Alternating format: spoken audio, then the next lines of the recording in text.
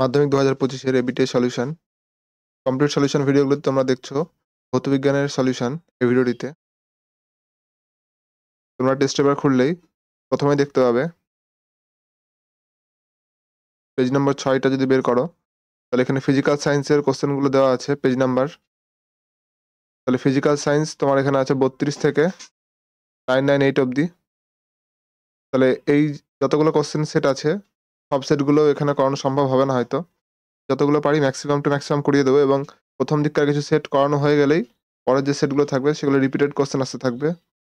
আমি যে সেটগুলো করাবো সেগুলো পুরোপুরি কমপ্লিটই করাবো, কিন্তু এই সেটগুলো মানে শুরু করার আগে কিছু বিষয় অবশ্যই সবার খেয়াল রাখা উচিত। এবং যে মাধ্যমিকে ভৌতবিজ্ঞান যখন তোমরা সমাধান করবে তখন কিভাবে তোমরা কোন সময়ে কতটুকু কমপ্লিট করতে হবে সেটা আমি বলে দিচ্ছি, একবার দেখে নাও। এটা একটা ভৌতবিজ্ঞানের সেট, এটা পেজ নম্বর 32। তাহলে 32 পেজে তোমাদের প্রথম সেটটা আছে। এই সেটে যে নম্বর বিভাজন আছে, নম্বর তো মোটে 90, কিন্তু নম্বর বিভাজনটা দেখতে বলছি কারণ নম্বর বিভাজন যেরকম থাকে সেরকম অনুসারে সময় তোমাদের নেওয়া উচিত। তোমাদের যে শর্ট কোশ্চেনগুলো থাকে শর্ট কোশ্চেনগুলোর জন্য ম্যাক্স টু ম্যাক্স 45 সেকেন্ড তোমরা নিতে পারো। তাহলে সেই হিসাবে আমি তোমাদের একটা সময় বলে দিচ্ছি যে সময়ের মধ্যে তোমরা খুব সহজে সব কোশ্চেনগুলো করতে পারবে এবং শেষে তোমাদের অতিরিক্ত কিছু সময় থাকবে। প্রথমে দেখো বিভাগ ক।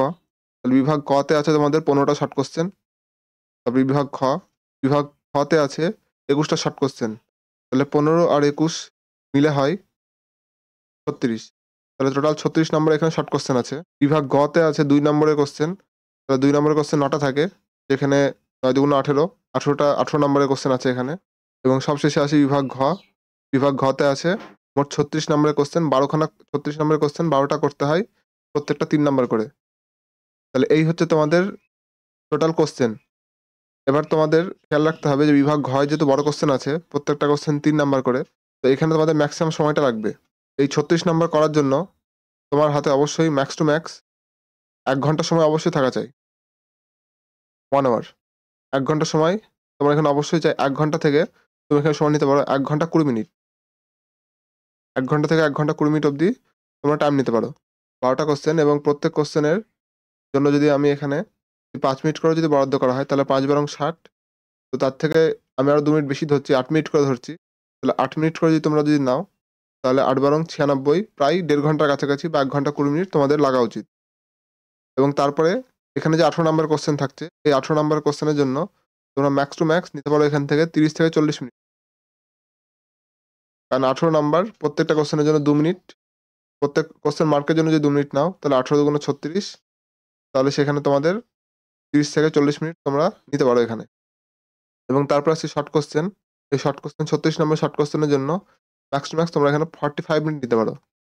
আধ ঘন্টার মধ্যে হয়ে যাওয়া উচিত। আধ ঘন্টা থেকে তোমাদের এখানে যদি কারো কোশ্চেন পড়তে বা ভাবতে সময় বেশি লাগে তাহলে সেই ক্ষেত্রে 45 মিনিট এনাফ। তো এইভাবে তোমরা যদি করো তাহলে 1 ঘন্টা 20 মিনিট, তার সঙ্গে যোগ করছি আরো 40 মিনিট, তাহলে 2 ঘন্টা, আর হচ্ছে গিয়ে 45 মিনিট যোগ করে 2 ঘন্টা 45 মিনিট। তাহলে তোমাদের 2 ঘন্টা 45 মিনিটের মধ্যে টোটাল এক্সামটা আরামসে শেষ হয়ে যাবে এবং শেষে বাড়তি 15 মিনিট টাইম থাকবে। এবং তোমাদের কোশ্চেন 15 মিনিট আগে দেওয়া হয়, তো সেই জন্য তোমরা শর্ট কোশ্চেনগুলো আগেই পরীক্ষার সময় করে রাখতে পারো। মানে মুখে করবে, কোশ্চেনে দাগ দিতে বারণ করে। তো সেই জন্য তোমরা শর্ট কোশ্চেনগুলো আগেই তোমাদের যদি মুখে করে নিয়ে থাকো তাহলে সেই ক্ষেত্রে কোশ্চেন পড়তে অত বেশি সময় লাগবে না এবং 2 ঘন্টা 45 মিনিটের থেকেও কম সময় তোমাদের হয়ে যাবে। ভৌতবিজ্ঞানের কোশ্চেনগুলো করার সময় তোমরা পরপর কোশ্চেনগুলো করবে, পরপর কোশ্চেনগুলো করলেই সুবিধা। এবার আসি যে যারা একটু টেস্টের রেজাল্টটা মাথায় রেখে পড়াশোনাগুলো করছো বা যাদের টেস্ট রেজাল্ট অত ভালো হয়নি ভৌতবিজ্ঞানে, বেশিরভাগ স্টুডেন্টদেরই দেখা যায় ভৌতবিজ্ঞানের রেজাল্ট একটু খারাপ হয়। তাদের জন্য বলবো যে তারা কিছু সিলেক্টিভ, যেমন ম্যাথে বলেছিলাম যে সিলেক্টিভ কিছু কোশ্চেন বাছাই করে নিয়ে সেইগুলো থেকে পড়তে, তো এখানেও তোমরা সেটা করতে পারো। যতগুলো শর্ট কোশ্চেন আছে 36 নম্বরের, 36 নম্বরের শর্ট কোশ্চেনগুলো তোমরা একটা আলাদা খাতা করতে পারো, যে খাতায় শুধু হচ্ছে গিয়ে এমসিকিউ আর যেগুলো এসএ কিউ আছে, মানে short type answer question, multiple choice question, সেইগুলো তোমরা একটা খাতায় করে নিতে পারো এবং সেগুলোকে ডেলি যদি তোমরা রিভাইজ করো তাহলে তোমাদের হয়ে যাবে। এবার এগুলোর অ্যান্সার আমার ভিডিওতেই পেয়ে যাবে বা অনলাইনে প্রচুর মেটেরিয়াল অ্যাভেলেবেল আছে, যেগুলোতে পেয়ে যাবে। আমি বলবো আমার ভিডিওটা ফলো করো, তাহলে তোমরা সমস্ত অ্যান্সার পেয়ে যাবে। এবং তার পরবর্তীতে আসি যে 2 নম্বরের যে কোশ্চেনগুলো আছে, 2 নম্বরের কোশ্চেনের মধ্যে গ্যাসের চাপ সংক্রান্ত যে চ্যাপ্টারটা আছে, বয়েল-চার্লসের সূত্র, সেই চ্যাপ্টারের কোশ্চেনটা অবশ্যই ফোকাস করো। কারণ সেখানে দুটো সবসময় অথবা দিয়ে কোশ্চেন থাকে। তোমরা বড় কোশ্চেনও সেখান থেকে কমন পাবে, প্লাস 2 নম্বরের কোশ্চেনও সেখান থেকে কমন পেয়ে যাবে। আর নিচের যে চ্যাপ্টারগুলো আছে বাকি, সেই চ্যাপ্টারের মধ্যে অনেকে আলো, তড়িৎ, দূরত্বে ফোকাস করে, অনেকে আলোটা বেশি ফোকাস করে, তড়িৎটা কম ফোকাস করে। তো তড়িতের যেগুলো ইজি কোশ্চেন হবে সেগুলো তোমরা ফোকাস করো। যে বেশি তড়িতের যদি অঙ্কতে সমস্যা থাকে কারোর, তাহলে তড়িতের অঙ্কতে যেও না। যেমন এখানে আছে গৃহস্থলী ব্যবহার করার জন্য ডিসি এর পরিবর্তে এসি ব্যবহার করা হয় কেন? এইসব কোশ্চেন গুলো ইজি। কিন্তু এর ক্ষেত্রে যদি কোনো অঙ্কর কোশ্চেন থাকে তাহলে সেইটাকে তোমরা স্কিপ করতে পারো। বাকি লেন্সের বা আলোক চ্যাপ্টার থেকে যে কোশ্চেন আছে, সেই কোশ্চেন গুলো সাধারণত সহজই হয় এবং সেখানেও অঙ্ক যেগুলো থাকে সেগুলো সহজ হয়। যেমন এখানে একটা কোশ্চেন আছে যে 5 সেন্টিমিটার দীর্ঘ একটি বস্তু উত্তল লেন্সের সামনে রাখলে প্রতিবিম্বের রৈখিক বিবর্ধন হয় 5। তাহলে প্রতিবিম্বের দৈর্ঘ্য কত? এই ধরনের অঙ্কগুলো সহজ হয়। এবং নিচের দিকের যদি কোশ্চেন গুলো আসো, নিচের কোশ্চেনের মধ্যে যে চ্যাপ্টারটা রাসায়নিক বিক্রিয়া সংক্রান্ত আছে, সেই চ্যাপ্টারের কোশ্চেনটা একটু জটিল হতে পারে বা সেই চ্যাপ্টারের যে চিহ্নগুলো আছে বা সংকেত আছে সেগুলো মনে না থাকতে পারে। তো সেগুলো বাদ দিয়ে তোমরা বাকি চ্যাপ্টার যেমন জৈব রসায়ন সেগুলো দেখতে পারো বা পর্যায় সারণী, তড়িৎ বিশ্লেষণ, আয়নীয় ও সমযোজী বন্ধনের যে চ্যাপ্টারটা আছে এইগুলো দেখতে পারো। তো এই ক্ষেত্রেও এই যে ৩ এর ৭ এর যে কোশ্চেনগুলো থাকছে, সিলভার নাইট্রেট জলীয় দ্রবণে H2S গ্যাস চালনা করলে যে কার্বন মাদকে পড়ে তার নাম ও সংকেত লেখো। তো এই ধরনের কোশ্চেনগুলো বাদ দিতে পারো বা শতজারণ পদ্ধতি কি এই ধরনের কোশ্চেনগুলো বাদ দিতে পারো। এবং এখানেও যে একটা চ্যাপ্টার আছে যে ধাতুর যে চ্যাপ্টারটা আছে, যেখানে ধাতু এবং তার আকরিক নিয়ে আলোচনা করা হয়েছে এবং তার থেকে ধাতু নিষ্কাশন সম্বন্ধে আলোচনা হয়েছে, সেই চ্যাপ্টারটাও চাইলে বাদ দিতে পারো। সিলেক্টিভ কিছু চ্যাপ্টার পড়ে ভালো অ্যান্সার করতে চাইলে শেষের দিকের আমি বলব জৈব রসায়নটা ফলো করো, জৈব রসায়ন ফোকাস করো। জৈব রসায়নের সঙ্গে, সঙ্গে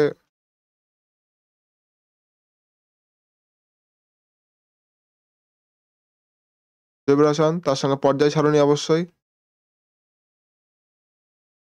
আর হচ্ছে আয়নীয় সমযোজী বন্ধন। তো বন্ধন লিখছি এখানটায়। তাহলে এই ৩ টে চ্যাপ্টার অবশ্যই ফলো করা উচিত বা এই ৩ টে চ্যাপ্টার বেশি করে জোর দিয়ে পড়া উচিত। এবং তার সঙ্গে উপরের দিকে যতগুলো চ্যাপ্টার আছে, একদম ১ম চ্যাপ্টার বায়ুমণ্ডল যেখানে আছে, বায়ুমণ্ডল বা বায়োফুয়েল বা অন্যান্য যে বিষয়গুলো আলোচনা করা হয়েছে, সেই চ্যাপ্টারটাও তুলনামূলক সহজ। বায়ুমণ্ডল বা তাপ চ্যাপ্টার, আলো, তারপর যে গ্যাসের আচরণ, তারপর যে পরমাণু নিউক্লিয়াস, এই ধরনের যে চ্যাপ্টারগুলো আছে, এই চ্যাপ্টারগুলো থেকেও প্রচুর কোশ্চেন আসে এবং এগুলো সিলেক্টিভ কিছু চ্যাপ্টার পড়াশোনা করলে সেগুলো থেকে অ্যান্সার করা সহজ হবে। তো তোমাদের টেস্ট পেপারের শেষেও সাজেশন দেওয়া আছে যেখানে এই চ্যাপ্টারগুলো থেকে মানে বাছাই করে কিছু প্রশ্ন দেওয়া আছে যেগুলো মাধ্যমিকে আসতে পারে সেরকম। সেই কোশ্চেনগুলো তোমরা সমাধান করতে পারো বা সেগুলোর সমাধানও আমি খুব তাড়াতাড়ি নিয়ে আসছি, সেগুলোকেও ফলো করতে পারো। তাহলে তোমাদের পুরো চ্যাপ্টারটা রিভিশন হয়ে যাবে এবং এই চ্যাপ্টার থেকে যাই কোশ্চেন থাকুক না কেন, তোমরা খুব সহজে অ্যান্সার করতে পারবে। এছাড়া একটা চ্যাপ্টার আছে রাসায়নিক গণনা। রাসায়নিক গণনার চ্যাপ্টারটাও তুলনামূলক সহজ হয়। যদি কেউ রাসায়নিক বিক্রিয়াগুলো যদি কারোর বুঝতে অসুবিধা না থাকে, তাহলে রাসায়নিক গণনার চ্যাপ্টারেও খুব সহজে অ্যান্সার করা যেতে পারে। এখানে রাসায়নিক গণনার যে অঙ্কগুলো থাকবে সেগুলো আমি এখানে করিয়ে দেবো। তারপর আসি একটু বড় কোশ্চেনগুলোর মধ্যে। বড় কোশ্চেনের মধ্যে সবসময় যে গ্যাসের আচরণ সেখান থেকে ২ টো কোশ্চেন থাকেই। ২ টো কোশ্চেনের মধ্যে ১ টা কোশ্চেন করতে হয় এবং তারপর রাসায়নিক গণনা থেকে ২ টো কোশ্চেন থাকে যার মধ্যে ১ টা করতে হয়। তো রাসায়নিক গণনার কোশ্চেনগুলো সহজ হয়। কারণ একটাতে হয়তো মানে মোল সংখ্যা বের করতে হতে পারে বা হয়তো ভর বের করতে পারে, একটার ভর বলা থাকবে, অপরটির ভর বের করতে হতে পারে বা বেশিরভাগ ক্ষেত্রে মোল সংখ্যা বের করতে পারে বা আয়তন বের করতে বলতে পারে। এ ধরনের কোশ্চেনগুলো থাকে। তাপ চ্যাপ্টার থেকে ১ টা কোশ্চেন সবসময় থাকে। তারপর আলোক চ্যাপ্টার থেকে ২ টো কোশ্চেন থাকে। আলোক চ্যাপ্টার থেকে ২ টো কোশ্চেনই করতে হয় এবং তড়িৎ চুম্বক থেকেও ২ টো কোশ্চেন থাকে। ২ টো কোশ্চেনই বেশিরভাগ স্টুডেন্টরা ফোকাস করে থাকে।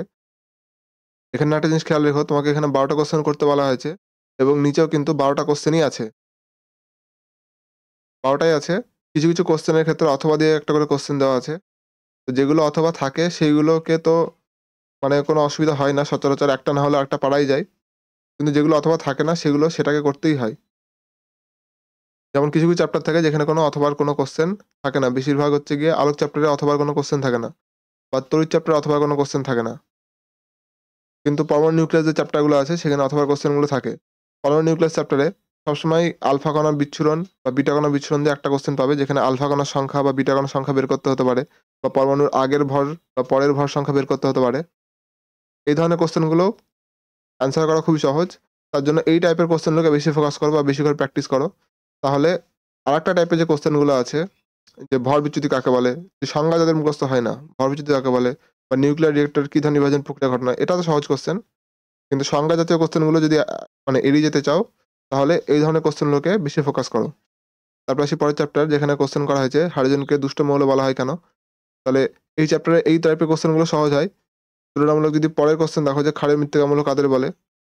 এই অথবা কোয়েশ্চেনটা একটু বেশি হলেও কঠিন হয় অনেক ক্ষেত্রে। কারণ এখানে ঊর্ধ্বক্রমে সাজাও বা নিম্নক্রমে সাজাও। তোমাদের যদি হচ্ছে গিয়ে নিয়মগুলো যদি মুখস্থ থাকে যে ঊর্ধ্বক্রমে কোন দিক থেকে কোন দিকে, নিম্নক্রমে কোন দিক থেকে কোন দিকে। কারণ পর্যায় সারণী করে আমার চ্যানেলেই একটা জায়গায় করা আছে। যেখানে ঊর্ধ্বক্রমে পরমাণু ব্যাসার্ধ অনুসারে কিভাবে পরিবর্তিত হয় বা তড়িৎ ঋণাত্মকতা কিভাবে পরিবর্তিত হয়, জারণ বিজারণ ক্ষমতা কিভাবে পরিবর্তিত হয়, এই সমস্ত কিছুই বোঝানো আছে। তোমরা চাইলে সেটা দেখে নিতে পারো বা আমি যখন এগুলো অ্যান্সার করব তখন আমি সেগুলোকে বলে দেব। তারপরে রাসায়নিক বিক্রিয়ার যে চ্যাপ্টার আছে, সেই চ্যাপ্টারের যে বিক্রিয়া পদ্ধতিগুলো বা যেকোনো জিনিস উৎপাদন পদ্ধতিগুলো, সেগুলো একটু বিশেষ করে খেয়াল রাখা উচিত। কারণ সেখান থেকে পদ্ধতি তুলে দেয় সরাসরি যেমন লাভ-লাগ পদ্ধতিতে HCl প্রস্তুতি, হেবার পদ্ধতিতে NH3 উৎপাদন। এই ধরনের কোয়েশ্চেনগুলো প্রায় দিয়ে থাকে এবং এই যে পদ্ধতিগুলো আছে তার অবশ্যই বিক্রিয়া, রাসায়নিক সমীকরণ, সেই সমস্ত কিছুগুলো, বিক্রিয়ার শর্ত বা বিকারক, এই সমস্ত কিছুগুলো আমাদের মুখস্থ অবশ্যই রাখা চাই। একদম শেষ চ্যাপ্টারে যে জৈব রসায়ন আছে, সেই জৈব রসায়ন চ্যাপ্টার থেকে ইউপ্যাক পদ্ধতিতে নামকরণটা প্রচুরভাবে আসে এবং একটা ইউপ্যাক পদ্ধতির নামকরণ প্রায়ই থাকে এবং যে পলিমার এবং মনোমার যে জায়গাটা আছে, যে ছকটা আছে, সেই টেবিল থেকেও একটা কোয়েশ্চেন প্রায়ই থাকছে। তো ইউপ্যাক পদ্ধতিতে নামকরণের পদ্ধতিটা তোমরা অবশ্যই ভালো করে মুখস্থ করে রাখবে। তাহলে তোমরা যেকোনো জিনিসের নাম সহজেই মানে বলে দিতে পারবে এবং তার সঙ্গে যে মূলকগুলো আছে বা তার সঙ্গে প্রিফিক্সে যেগুলো লাগানো হয়ে থাকে, এইসব জিনিসগুলোও একটা, একটা করে নাম মুখস্থ করে রাখবে। যেমন CH3 একটা CH3 থাকে। তাহলে মিথাইল গ্রুপ, মিথাইল প্রোপাইল যে গ্রুপগুলো আছে সেই গ্রুপগুলোর নাম মুখস্থ রাখবে এবং কার্যকরী মূলকগুলোর নামও মুখস্থ রাখতে হবে। যেমন Br গ্রুপ থাকলে ব্রোমাইড হয় বা I থাকলে হচ্ছে আয়োডাইড হয়। তাহলে এই গ্রুপগুলোর নামও মুখস্থ রাখতে হবে এবং তার সঙ্গে, সঙ্গে যে কার্বন সংখ্যা প্রোপ বা হচ্ছে মিথ, এই যে কার্বন সংখ্যাগুলো হয় ৩ টে থাকলে প্রোপ, ১ টা থাকলে মিথ, 0 থাকলে হচ্ছে গিয়ে ইথ। তাহলে এই কার্বন সংখ্যাগুলো তোমাদের কার্বনের নামগুলো মুখস্থ রাখতে হবে, কার্বন চেনের নাম এবং পদ্ধতিটাও অবশ্যই মুখস্থ রাখা চাই। তাহলে তোমরা খুব সহজেই এগুলো অ্যান্সার করতে পারবে। তাহলে যে বিষয়গুলো বললাম, তাহলে সিলেক্টিভলি সেইগুলো যদি তোমরা করো তাহলে খুব সহজেই অ্যান্সার করতে পারবে। এই ভিডিওটা অলরেডি একটু লেন্দি হয়েছে। তার জন্য আমি এই ভিডিওতে আর সলিউশন স্টার্ট করছি না। এর পরের ভিডিওতে সলিউশন স্টার্ট করছি। যেখানে আমার কাছে সলিউশন করাই আছে পাশে। আমি ইন ডিটেইলস যে কোয়েশ্চেন আছে এবং তার অ্যান্সার সেগুলো বলে দেব এবং তোমাদের এখানে যদি কোনো কোয়েরিজ থাকে তাহলে সেটা কমেন্ট বক্সে জানাতে পারো। এবং তার সঙ্গে, সঙ্গে আমার কাছে টেক্সট বুকও আছে। আমার যদি মনে হয় যে কোনো একটা কোয়েশ্চেন টেক্সট বুক থেকে এসছে, তো সেটা রেফারেন্স আমি সরাসরি টেক্সট বুকে দেখিয়ে দেব। আমার কাছে অলরেডি টেক্সট বুক এখানে স্ক্রিনশট এড করা আছে অ্যান্সারের মধ্যে। তাছাড়াও যদি আমার মনে হয় যে কোনো কোয়েশ্চেন টেক্সট বুকে আছে, সেটা টেক্সট বুক থেকে দেখানো প্রয়োজন রেকর্ডিং এর টাইমে, তাহলে সেটাও আমি টেক্সট বুক থেকে দেখিয়ে দেব। যারা ভৌতবিজ্ঞান এবি টেস্টের সলিউশন খুঁজে বেড়াচ্ছে তাদের সঙ্গে ভিডিওটাকে শেয়ার করো। এই ভিডিওটা ভালো লাগলে ভিডিওটাকে লাইক করো, চ্যানেলটাকে সাবস্ক্রাইব করো পরে ভিডিওর আপডেট তাড়াতাড়ি পাওয়ার জন্য।